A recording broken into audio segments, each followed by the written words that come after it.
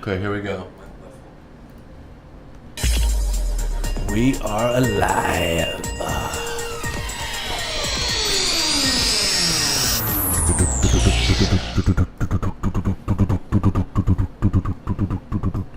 We have a very special show today. The creator of Urban Wolf, a soon-to-be-released web series on Crackle, is here with us. Don't be alarmed. Don't be alarmed. It's going to be okay. He is French, but he's pretty freaking cool. We're also celebrating Cinco de Mayo. We have a couple videos for that. Everybody take a breath, chill out. Welcome to EGOTers Live.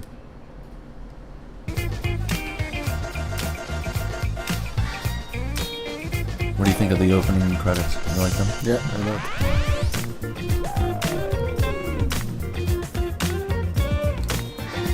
So could we say things like mise-en-scene? You know, today, mise-en-scene, right? yeah. Mise-en-scene. Jean-Luc May Godard is 5th. my hero. Jean-Luc Godard? Yeah, Have you seen Sympathy for the Devil? of course. That's amazing. Isn't that a great movie? Yeah, Breathless? That's a... my favorite. No, my favorite is Pierrot le Fou. You know Pierrot le Fou? But Brian, thank you so much for turning off the air conditioner. I'd like to say that first of all. Audio is so important in films, don't you think? Laurent? Yeah, indeed. It's very important. Staying cool is important too, though.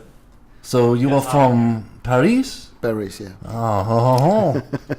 And you're also, is your family Israeli or are you originally from? No, from France, from Paris. France, Yeah, and you're a French Jewish person. yeah. Not so many left. No. Well, welcome. I'm glad you made it Thank here. you. And you're living in Paris. Are you thinking about moving to LA? Yeah, exactly. With my wife and my 4 kids. 4 kids. I have 1. Oh yeah. Yeah, I got to catch up, huh? How old is he? 2.5. It's a little girl named It's a Mitzi. girl, it's a she. Mitzi, yeah. Okay, I have 2 girls, 2 daughters, Uh-huh. and then Mia and 2 twin boys. Great. Solal and Josh. Great. I'm going to ask you to maybe speak up just a little closer Okay. to the mic. Is that okay for you? Okay, if you Does that say feel so. good? Yeah. I say so. Okay, I say so. All right, Laurent? I don't want to have any trouble with you No, in me the too. studio today. I know we got the publicist here from 42. Okay. I'm just, okay. Don't go there, Mo. All right, I'm not going to get you, because I could rip off all my clothes all of a sudden. You don't know what's going to happen here. But welcome. I'm really glad you made it. Thank you. So, did you sign a deal? Are you coming to America because there's a big picture deal, or do you feel like there's a momentum happening with your career? Why the move from France to the United States? Because of the welcome I get here with my project. You know, I did this project in Paris, in France. I shot entirely in Paris, in France. And nobody's seen it over there until now. Yeah. Only here. And from the first moment I screened the movie here, the industry here welcomed it so warmly. Yeah. And it, in comparison to Paris, in France, where it was so hard for me to produce this project because Right. nobody believed in it, etc. So I said, you know what? If they like my work here, I should probably stay here. In Paris, they're like, "Where's Jean Reno? You know, where isn't he? Where's Remember that? What was the film with John Frankenheimer and Robert De Niro and Jean Reno? Ronin. Ronin. Yeah. It your film has a little bit of that tension, that thriller vibe to it, huh? Yeah, but I think that I have we did Urban Wolf with the entire budget of 2 hours of shooting of Ronin, I think. And just to translate, you shot it. I don't know that. I'm just going to translate that from French English into English. You had a two hour. No, I mean because you compare Urban Wolf to Ronin, and Yeah. I say, but we had the entire budget of Urban Wolf was less than 2 hours of shooting of Ronin, I think. Okay, it's 2 hours of Ronin is less than the budget for the whole project. Yeah. And how many episodes of Urban Wolf? is it? 15. Now tell me, what is Urban Wolf? So really, I don't know what could be the good name for Urban Wolf. If it's a web series, a movie series, transmedia film, we know. Transmedia. Yeah, we heard all this kind of word today, but really, it's freaked me. I don't know. For me, it's a movie. I like to call it a It's movie. not a transgender film, though. No. It's not a transgender No. film. We Maybe wanna, the next one. Maybe the next one. Urban Wolf et? Something like that. Okay, well, cool. But it is a suspense thriller. Yeah. All right, and I just want to show our audience here, in honor of you being here, we did score a copy. Sony. I got to see the first several episodes. But the FBI is here, you know. Yeah, it's pretty taut, pretty taut little drama. You know, did you find when you were shooting? Were you shooting a lot of MOS? Were you shooting a lot of sync sound and then doing sound in post production? And if so, did you find that process, helped you with moving through your day quicker? Yeah, that's exactly how we work actually. Mm-hmm. But I think you're a filmmaker also. I don't know what I'm talking about. I'm just pulling it out of my ass. I heard about that. Right. So I'm a filmmaker as well, and I just was watching, the technical ability of the film, which I thought was, a step higher than what people would normally think as, web content. So number one, I appreciate you kind of raising the bar a little bit there, but I noticed there's not a lot of dialogue, in the episodes that I've saw. Now, that must be a conscious decision on your part. Can you talk a little bit about the tone of the piece and the decision of why the lack of, dialogue? Okay, first of all, I think there are two main reasons from my point of view. First of all, as a cinephile, I always thought that the movie, the art of making movies... As a cinephile, that's... Cinephile, okay. You could just... look, Alfred Hitchcock cam. Look, in honor of your film... We got a bird's eye view camera. See, we're being watched. Yeah, I think. we're being watched by the urban wolf, I think. Yeah, every one of us. Everybody. You can't escape the eyes in the sky. Exactly. There is a song. I am the eye in the sky looking at you. Yeah. You have a lot more of that in Europe. There's a lot more surveillance, and it's commonplace, correct? It's common, but you know what?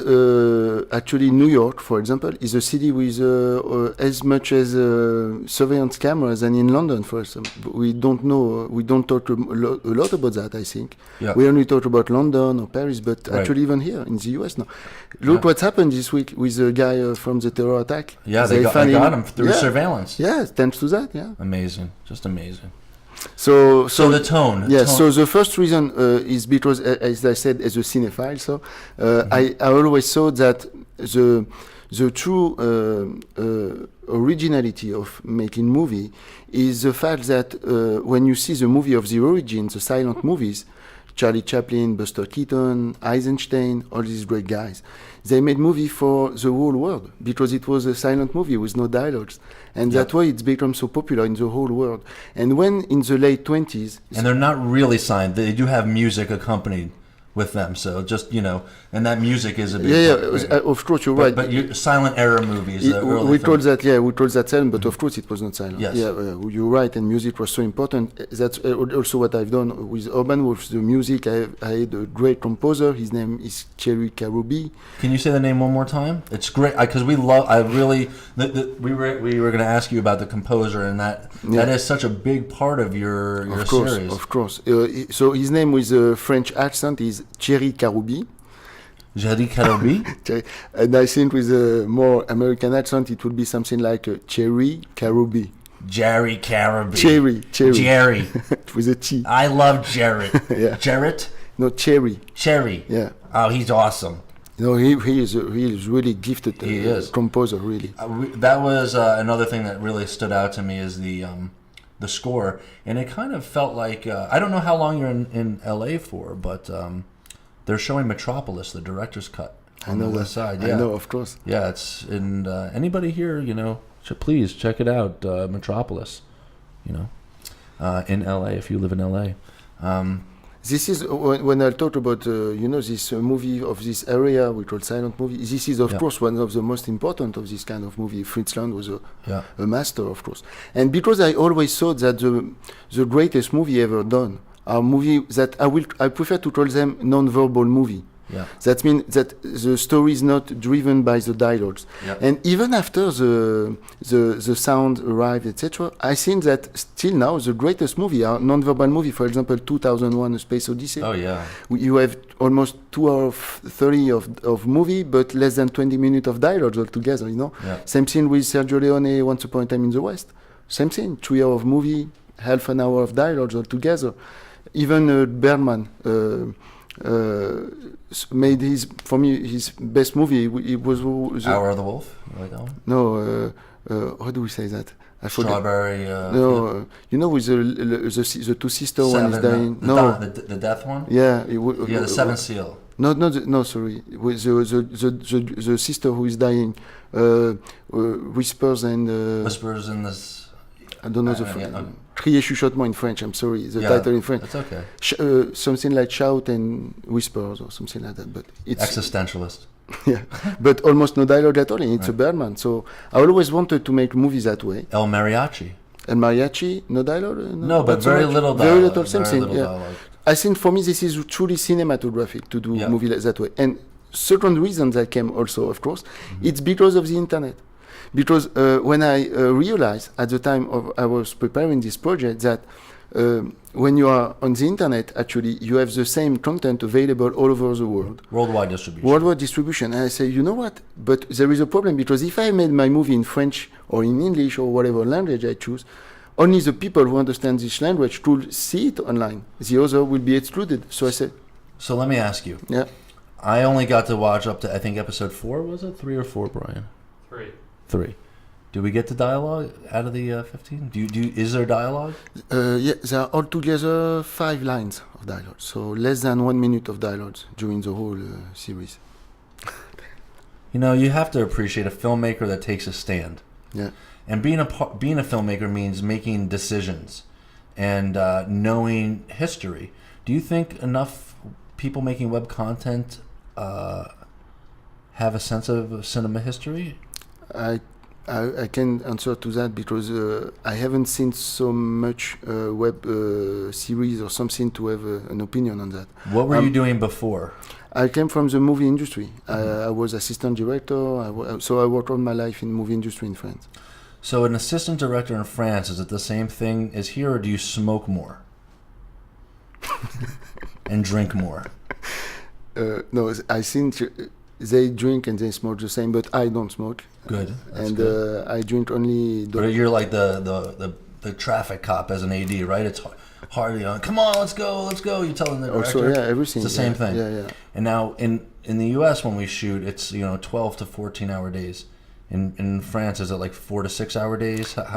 It's a socialist... 6 to 8 hour days? It's because it's a socialist country, so right. Yes. It's like 2 hours and it's like an hour break. Exactly. Fortunately, we work not so much each day, so that's great. I hope America adopts some of those practices because I don't know if you've been on some American film sets. I've been invited. Yeah, I shadow some movie directors since I'm here, and they were great. And I saw the rhythm, the pace of the shooting. It's insane, right? Yeah, but I feel as a director, it's a dream to see that. That's why also I prefer to stay here and to have the opportunity to work here because I'm amazed by it, really. Tell me some of the greatest stories that you've had since coming here in terms of the directors or people that you've been... So there are a lot, but let me please just tell you this first anecdote regarding the fact that there are so few dialogues in my movie. The first time ever we screened Urban Wolf, it was at Comic-Con last year. Okay. We've been invited at Comic-Con. They say to us, and I was so proud of that, they say that it was the first time that they have invited a foreign movie. Because a foreign movie, yeah, right. Because it's French movie initially, and so when they screen it first time, nobody never heard, of course, of the Urban Wolf, first screening ever, and so we never mentioned, and even myself, that there are almost no dialogue in the movie. So we screen the whole movie, the 15 episodes that last 1 hour. And at the end of the screening, people were really thrilled, they applaud, and after I had a Q&A, they asked me some question, and nobody told me asked me anything about the fact that it's non-verbal movie. So at the end of the Q&A, I say, please, my turn to ask you a question. I would like to know if it bothers you or not that the fact that there were almost no dialogue. And the answer was amazing because, deep silence, when you have hundreds of people with deep silence, all together they just say, all together they just say that, oh. And when you have hundreds of people that say, oh, my skin was, and I knew that it works at that moment. They say, wow, if they didn't even realize. Yeah. If I don't mention it, they were really, catched by the story. So that was my. I knew at this time that it was good. Right. No, it was great. But without further ado, I want to show the trailer. Okay. Just so people could have some idea what the hell we're talking about. Okay. So, and then we could talk a little bit about it. Because I'm curious to ask you about if it plays as a 1 hour movie. Okay. And then, or, you know. I will answer you that. Okay. Here we go. Are we ready for Urban Wolf? And Urban Wolf. And once again, Urban Wolf. I'm going to refresh this page. It's coming. Urban Wolf coming soon to Crackle.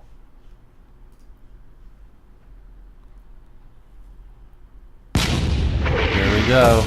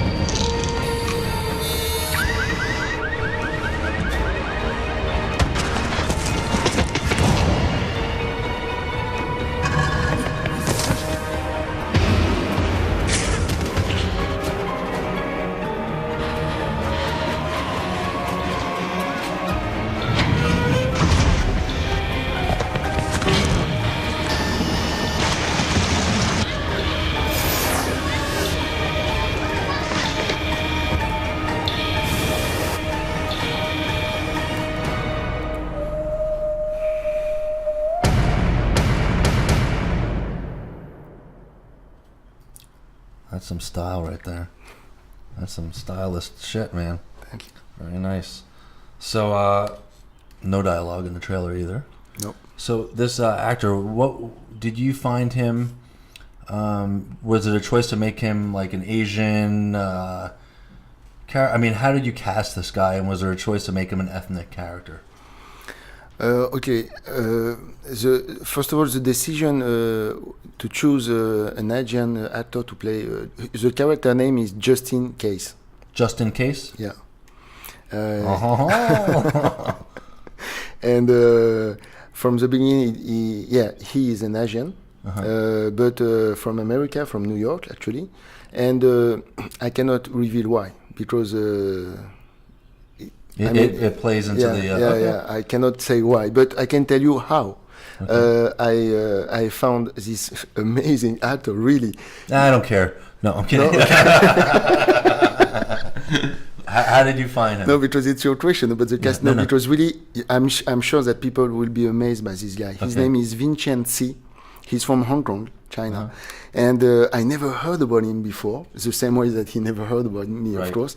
And actually, I also liked the way I did the casting, because it was also very innovative, the way I worked on that. Because can you imagine when you're in Paris with a low-budget movie, and you need to cast an actor who is Asian, who speaks fluently English, to play an American character, and well enough as an actor to be very expressive without the need of speaking. Yeah, it's all in the eyes. Yeah, how can you? Yeah. It's too hard to find, because usually what you have to do, if you have big budget, you will hire a casting director in each Asian country, you know this. But I don't have this kind of budget, so I use the internet, and it was a very innovative way. The internet again. Yeah, again. That's why this project is truly about the internet from the beginning to the end. So for the casting, and I remember what did at the time Stanley Kubrick in '86 when he returned to directing for the movie Full Metal Jacket. And I don't know if you remember that. The corporal. But for the whole cast, not only for him, he, because he was so afraid of the flight, traveling by plane. Right. He was living in London. In his house, and he need to cast young American guy at the time, but he could not fly. So what he did, crazy Stanley. Yeah, crazy completely, but a genius. And what he did at the time, great idea. He paid advertising in the American magazines, press, professional press, saying, "Look, I'm Stanley Kubrick. I'm preparing my next project. I'm looking for actor between 18 and 25 years old, etc. Please film yourself." To play GIs during Vietnam, film yourself and send me the tape in London. And Matthew Modine, that's... Exactly, but you have to remember that at that time it was a VCR tape. To have a camera, it was very complicated. It's not like today everyone has a camera. Right. So he received at the time hundreds of tapes, and that's how he did his cast. And I said, that was a great idea, but today I can do that more efficiency than Kubrick if I use the internet. So we built with a friend of mine, Yotan Haddad, we built, he's a professional of the internet, we built a website. Where people could submit? Yeah, at the time it was called urbanwolf.com. Okay. Of course, easily. I film myself, I introduce myself as a director, and I say, look, I'm looking for an actor, Asian, speaking English, etc., etc. Please, if you fit for this descriptions, for this part, film yourself and upload your video on this website, and I will review all of them. Right. And I've received tens and tens of auditions like that from all over the world. When you shot this, did you shoot it as a 1 hour movie and then break it up, or did you shoot it as a web series? No, I first of all, before shoot it, I wrote it, and I wrote actually 15 screenplays, really. 15 versions. No. I wrote. 15 small scripts. I mean, it was 15 scripts, really. That's the way I built it. I believe you. You don't have to yell at me. We're all on the same team. Okay.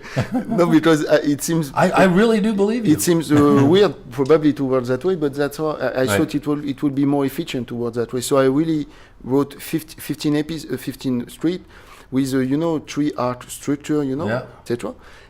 And I shoot that way. So from the beginning, it's a really 15 part. It's not that I shoot, as you say, or wrote, and after I split it in 15. Right. No, it has been conceived that way. And I've seen that... So is it like the 3 episodes, the first 3 episodes is Act 1, and then the next 5 episodes are Act 2, and then the next... No, the first 5. The first 5? Of course, yeah. Because there are 15, so it's first 5. Right. From episode 6 to episode 10. Yeah. Right. Well, when you read feature scripts, it's like the first act is like the first 20 pages, and then the next 80 is Act 2, and then the next 20 is Act 3. That's why I've decided to write 15 scripts instead of one bit, because I knew I wanted to adapt completely the whole project from the very beginning of the process till the end for the web, to make 15. How to make it? Because what I needed definitely was to have that at the end of each episode, you really need to see the next one to understand. And I had also, the architecture was really strict, because also I need to dispatch all the information all over the episode. I could not, because if I've written a regular script, I could say, probably that the main info will come too late after the 20. And as an assistant director, you have 15 scripts. I mean, you have the experience of how to break down like the most efficient way to shoot it.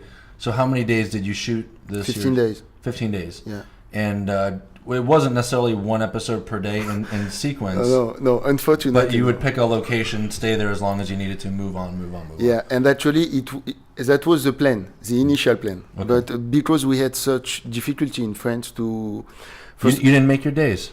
You have a good AD? Who was your AD? Yeah, my great idea. Yeah. Okay, he was like, hey, Laetitia, Laurent, come on. A girl, she's the daughter of my DP, my DP Eve, and his daughter Laetitia Daron was my assistant director. She was she did a great job. You have to also know that we had such difficulty for this project because, when you shoot a movie in France, you need to get, first of all, an approval from the government. Oh my God, and socialists, what is going on? And you know what happened? When I submit my project, they say to me, no, we cannot give you the approval, the visa. I say, why? They say, because it's not a French movie. I say, what are you talking about? They say, because there are no dialogue. And I say, so what? So this dialogue thing is a real issue. Really, I swear, they say, because it's no dialogue movie, that means it's not French lingual movie, and we think that only a French lingual movie can be a French movie. Crazy. Okay. Kafka. Okay. Yeah. So finally, I had no other choice than to shoot the movie. Kafka. I have no other choice than to shoot the movie without any kind of authorization. So it was really a pirate movie in Paris. Great. So we even better. finally. So sometimes we had to come back, 5 times or 6 times on the same location, different day, because the cops sometimes arrive, say, hey, you have any kind of permit, authorization to shoot? We say no. Say, please. So they said, leave now or we go to jail. So it was crazy. Yeah. So let me ask you this. So you make the movie, is there, you show it at is it Comic-Con the first time you show it? Yeah. Okay. It's now going to be on Crackle. Yeah. Now, did they buy it from you? Did they buy the series from you? Or were there other, like Coldcast or these other companies, were they interested? Was there a bidding? How did you sell it? And how does that, because everybody right now is, how do I do this? How do I make money? I'm really interested. I want to be a filmmaker. I am a filmmaker.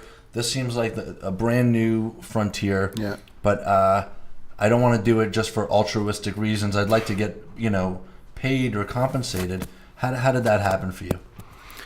So first of all, the result was completely different compared to the initial plan. I mean, initially I was sure that I will self-distribute it, but it's a great news what's happened finally. But I mean, so because of the success we get in film festival after Comic-Con, we've been selected and we won Best Drama Award at the ITV Fest, Independent TV Film Festival. That's good. And after we've been selected at the AFI Festival, DG Fest, and etc. So we get really a lot of prize awards.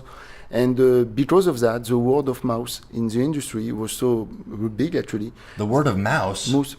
No. Sorry. And when you're showing these at the festivals, they're on a big screen, right? Yeah, of course. It's not on the web. No. We showed, on all this festival, we screened that on big screen. At the AFI, we even screened Urban Wolf at the Chinese theater on Hollywood. So do you have a film print? What is the format? Digital. We showed it's 2K digital, so 2K it's digital. high quality. So we could screen it in the highest, Right. bigger screen possible. I thought so, Laurent. I had an idea. So because of these successes, and so I've been contacted by a different major company, distributor, studio actually also, and when Sony contacted me, I was so excited because for knowing a little bit the industry, Right. I was sure at the time that You're like, I've heard of them. a little bit, and I was sure because I know all the great stuff they have, and also Crackle. It's one of the only studio who has his own website like Right. Crackle, and the PlayStation Network and all this kind of thing and their experience. So did you have multiple bids? Did you have to get did you get an agent from this? But I get an agent before that. I mean, Before that. right after Comic-Con, actually, I've signed with Innovative Artist. And after Comic-Con, I signed with Innovative Artist, and after all these great things happened. And I don't want to get too into the business thing, but was it like a flat deal? Did they just buy it outright? Do you still own the rights to your film? So me too. I don't like to talk too much about the business part of this thing, but it's a worldwide, first of all, distribution deal. So really, it's a huge thing because I think it's of course non-verbal. Right. So they were so excited, like me, the fact that we can screen it all over the world. Did you make it for the internet or did you make it for film festivals? Good question. Actually, I make it. Okay, the true inspiration for me was that because it's so hard when you make an independent movie, an independent feature, to reach the global audience. We need, if you want to release your movie in 3,000 theaters, 40,000, it costs, Right. so much money. So it's not possible. And when I understood that the opportunity of the internet is that you can, almost for free, distribute it all over the world, that even the market on the internet for me is bigger than the theater, finally. Right. You have much more. So I said, I would have been stupid if I don't go directly as a first window of screening on the web. Yeah. And because also I'm a kind of a geek myself. I mean, I'm Yeah. using my Macintosh all the day long, my iPad now, the iPhone. So I know I'm also, part of this audience. And I know I like now to watch my movie, my series online on my computer. So I said, let's try to make this movie, first of all, for this kind of public. And I know it's a good part. But because also of the, as you say, the economy, I have responsibility, as a producer of this show. Right. I knew that I had to make the movie at a certain level of quality, so that if we can also, of course, after that, air it on TV sell the DVD, even Blu-ray, and why not also theater, the quality will be here. So initially, I shot it for the web, but I wanted. Yeah, it wasn't an afterthought about the other markets. No. You had the foresight, the vision to make sure it would translate to other mediums, television, film. I think that's very wise, and I think, hopefully a lot of people could, learn from this discussion and learn just from watching the series that, just because the technology is available and there's cameras everywhere doesn't mean you don't need to have that type of foresight about what you're doing, and hopefully people will kind of take that into account whenever they hit the record button. When you hit that record button, you want to make sure you know exactly what you're doing. Oh yeah. Oh yeah. And actually, even the fact that because I wanted to do it that way, I made some tests with my crew, my camera crew, my DP, because I wanted to know, hey, how will be the experience to see a movie, for example, on even a smaller screen than the internet on my iPhone. Yeah. And we made some tests. On my Nano. Yeah. How will it play on the Nano? Yeah, it will come soon on the Nano. But so we made some tests, and I've discovered that if, for example, I give a very easy example, and I'm sure that what I will say to you now, you have noticed it as a filmmaker when you saw the first episode. The test was that when you have camera moves, it's awful on a small screen. Really, it's awful. Yeah. And painful.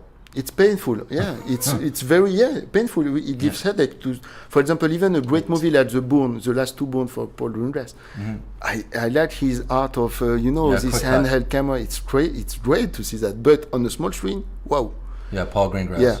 Mm-hmm. So I took the decision at the time that I will shoot the entire movie with no camera move at all. So all the movie has been shot with only steady shot. And actually, as a filmmaker, it was great for me because I like that. I like to prepare each shot like a painter, to choose. And the result is that you can see Urban Wolf now on any kind of size of screen. Yeah. It works at any scale. Composition is the most important thing. And you don't have to get crazy with the camera moves as long as you have, You can focus really on your art of filmmaking, and not a steady cam. The easiest way, finally. Yep. People overwhelm themselves, I think, sometimes with all the tools that are available to them rather than just kind of scaling back and going back to the art of photography, basically, which is just composition, good framing, and what's going on in the mise-en-scene. Exactly. That's why I was so confident in my art, if I can say art. You can. You're in America, and people they won't just turn it off if you say art. It's okay. We respect art here at eGuiders. I was so confident in that, and also I remember that initially some of my friends and some of my people in the crew, in my team, will say to me warmly, say, Laurent, it will be maybe old-fashioned, your movie, if you do it. And I said to them, no, I don't think so, because if you read Sergei Eisenstein, this great Russian filmmaker at the time, he wrote so great things about the art of editing, and he said to us at the time, 80 years ago, that the rhythm, the pace of your movie will come from the editing, not with the camera move. Right. And because I was confident I think that I know all this technique, this art, and I said, I can make a very compelling, very artistically ambitious movie for the young audience, a cool movie actually, but with these old rules. I want to see a nice, like a Jacques Tati film next from you. Nice comedy, big comedy, slapstick comedy. You think does that interest you at all? Wow, yeah, of course, a lot. I'm fond of Jacques Tati, and I say Playtime was one source of inspiration for this movie. If you see the shot, I think you can see some. Cool.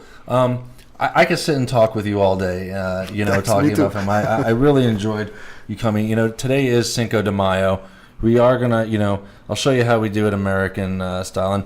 And when you do move, when are you gonna move here? You think? I think this summer we wait for my kids to finish the Los school. Feliz, this neighborhood. Yeah, it's a good one. Such a great neighborhood, and there's also a French language school right here too. That's really good. I will need one. Yeah, for the kids, it's like a French private school. This is a great neighborhood, and if you hang out, not only is this my studio, but I live in the next tower over here. Okay. So we can next hang time. out. With pleasure, Mark. So this is, being new to the country, this is a video how to celebrate Cinco de Mayo. Okay, So this is some education for you and our viewers who are watching around the world. Cinco de Mayo, how to celebrate. How to celebrate Cinco de Mayo. Cinco de Mayo is one of the world's most enjoyable holidays. After all, what's better than a valid excuse to eat Mexican food and drink margaritas? You will need Mexican food, Mexican beer, Mexican music, ingredients for margaritas, a piñata, novelty items to place in the piñata, and Mexican trivia. Step 1. Provide plenty of easy noshing with big bowls of tortilla chips, guacamole, and salsa. Cook a few authentic Mexican dishes, or just make a big pot of chili and maybe order some Mexican takeout. Ask each guest to prepare a Mexican dish, but make sure you know what they're bringing ahead of time so you don't end up with 20 bowls of salsa. Step 2. Get some Mexican beer and have plenty of triple sec, tequila, lime juice, and ice on hand for margaritas. And don't forget the coarse salt for the rims. Step 3. Decorate on the cheap by hanging a big map of Mexico along with large handmade cutouts of cacti, sombreros, and Mayan pyramids. Blow up balloons in red, white, and green, the colors of the Mexican flag. Step 4. Get a piñata and fill it up with novelties like jumping beans, chili-flavored hard candies, and tequila gummy worms. Step 5. Compile multiple choice questions about Mexican trivia for a drinking game. When a player gets enough answers wrong, he must down a shot of tequila. The player with the most correct answers gets a small gag prize at the end. Step 6. End the night by letting everyone take turns whacking the piñata with a baseball bat or broomstick. Did you know? Cinco de Mayo is only recognized as an official holiday in the Mexican state of Puebla, although it is celebrated throughout Mexico and the United States. Beautiful. That was beautiful. So do you feel like you're I'm thirsty you're in the now. mood? I want to drink. How long are you in town for? At least until June. You're here until June? Yeah, because Urban Wolf will be exclusively premiered on Crackle the next week. So you know that, the 13th. Yeah. Until the 27th of May. The 13th, and are they going to do a new episode every day? Yeah. Wow. That's going to be mind-blowing. I think that's the best way because, as I said, I don't like even if a show... Are you going to Twitter? Yeah. You're going to Twitter about the Urban Wolf? Yeah, we are already 1,200 followers on Twitter. How many? 102,000. All right. 1,200. It's okay, you just add zeros. That's what I do. I say there's 14 million people. Do you know there's 14 million people watching right now? Only 14,000? 14 million. 14 million. Okay. One person equals 1 million people. Wow. So that's how we do Huge. It's crowded, huh? No, but there's millions of people. The possibilities are endless. So tomorrow night, I'd like to invite you. We do a show called The B-Side. Okay. And I think you would like it. We have the head collector from Amoeba Records. Yeah. It's a big record shop here. He's the head collector for 45s. Yeah, the B-side of the 45. Yeah, and we do an old school listening party, and we play the best 45s you'll ever hear. And tomorrow we're doing all cover songs. Only the B-side, you mean? A-side and B-side, depends, but mostly the B. But the B-sides are mostly what we play. But we have, over there, 58 Magnavox Hi-Fi. Yeah. And we have another little record player down there, and we go crazy. Okay, I'll come. So, yeah, you should come. It's at 9 p.m., thanks. And anybody on the web is more than happy to join us. It's at 9 p.m. We go live. It's the B-side live. And what else, Brian? Should we thank our sponsors? Thank our sponsors, yeah. I'd like to thank our sponsors. It's the right thing to do. I see. We couldn't do it without them. Huh? Couldn't do any of this without We couldn't them, do it without them. Better thank them. Blue microphone, I love you. Thank you, Blue. Wirecast, which is enabling Brian to do his switching software. Hi, Brian. Hey, Mark. How you doing? How's it going? Where are you today? Just by the pool. Cool. Relaxing out here. Cool. You're switching by the pool. Yeah. I Good. can do this from anywhere. Yeah, you are flying with that thing, man. He's got the fingers. He's got the fickle fingers. And live stream and Bit Gravity, which is allowing us to stream live. Thanks, everybody. We really appreciate it. I think we'll go out on urbanwolf.com. Is that how people would find you? Or crackle.com? The same thing, yeah. Crackle. Crackle.com. Urbanwolf.com also, yeah.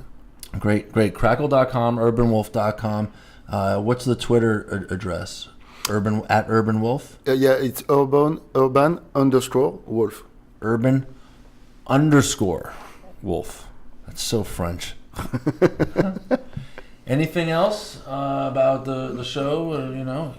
This has been a lot of fun, and I hopefully we get to do it again. Hopefully you move to this neighborhood because this is a great neighborhood. Okay. Have you been around this neighborhood No, yet? it's my first time in this. Okay, so we're gonna go neighborhood. grab a beer after this. Okay, thank you, Mark. And we're gonna go out on some.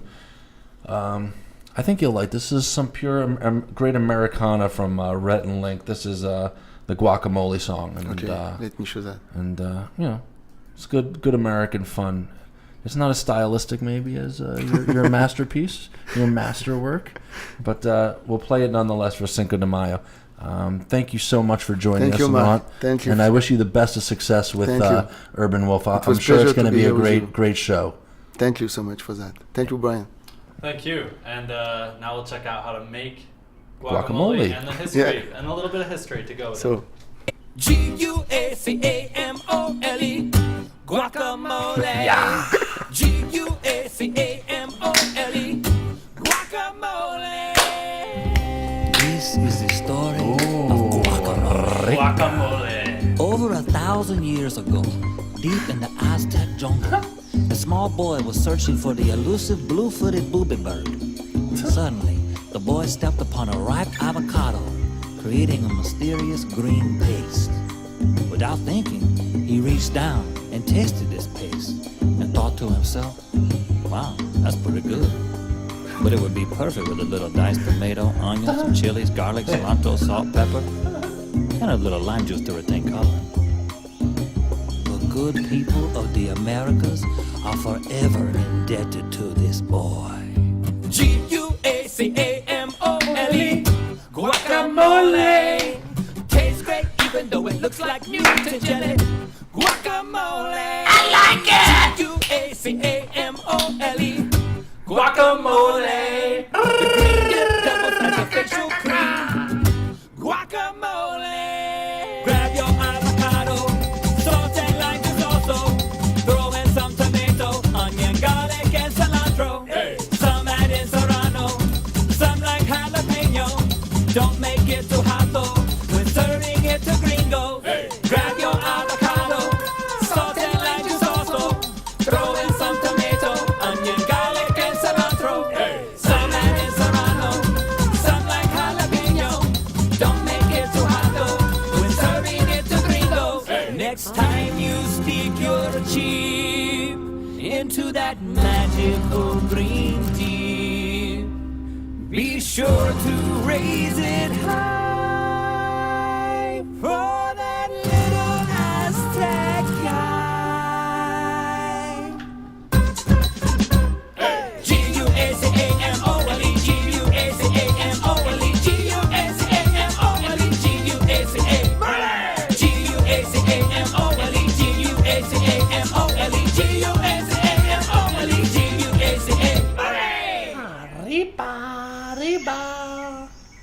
Guacamole. Happy Cinco de Mayo, everybody. God bless you all. See you tomorrow. Have a great night. bye. Good night. Bye-bye.